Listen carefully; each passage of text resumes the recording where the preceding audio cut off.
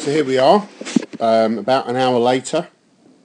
Again, I'll just fast forward this. This is us doing a drill of catch up. And I just want to show you what happens when you catch up. So if we start in that same position, you'll notice that your hand is in that same position up front.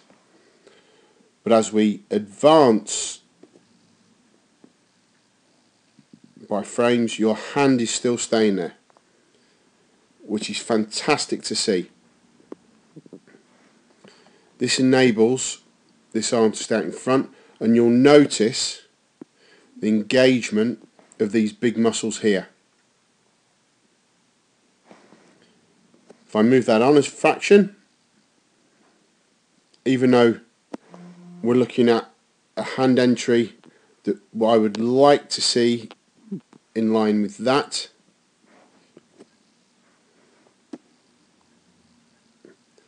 this pull is much more powerful, hence the dropped elbow.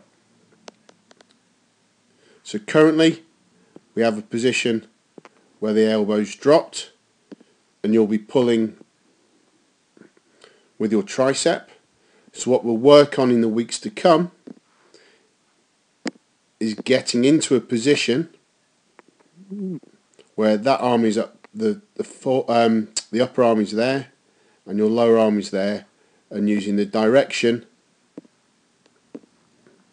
of swim to enable this to happen. And already you can see that it will elongate your stroke and engage the big muscle groups. That's a much better stroke improved position for you to start in. And also you'll notice your head position's naturally higher because of the ability of your hand to keep your body higher rather than pushing down. If we forward that a little bit more, we've elongated the stroke, and that's an absolutely fantastic body position and head position that you've got yourself into. It's nice and long and thin, and the majority of your body's out of the water.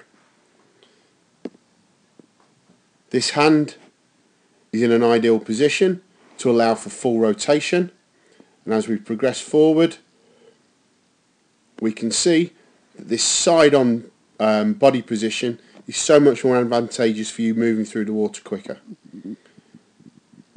We get to there, we stretch and rotate forward, move the body onto the side, and look how long that stroke's been, and we're on our side. So in a brief hour we can see the importance of that. So all we need to do is get you to a position where when we're around this sort of area, this is when our hand starts moving backwards, and the first thing you do is adduct the shoulder, high elbow above the hand, thus allowing to move the hands backwards in a really powerful motion whilst you engage all these big muscles here.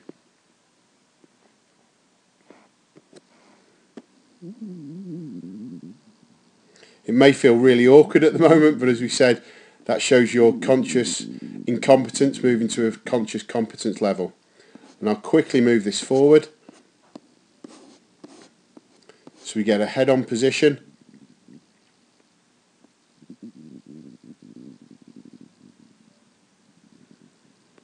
Swimming on your side, really stretching out in front.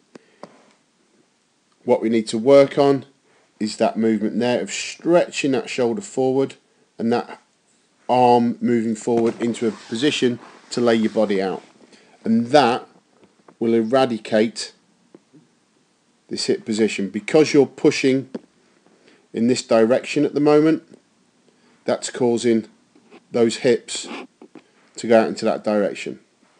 If you were to push in that direction, these hips would then align themselves and we wouldn't see the snaking of the legs down the lane. But again, minor things once we've worked on all the big stuff. As we continue that length, that is the ideal position I want you to get into. So from there we move the shoulder, adduct it towards the head. This will cause the elbow to break, which will cause the hand to break, which will cause fantastic motion back there, and a high elbow position as we move through the stroke,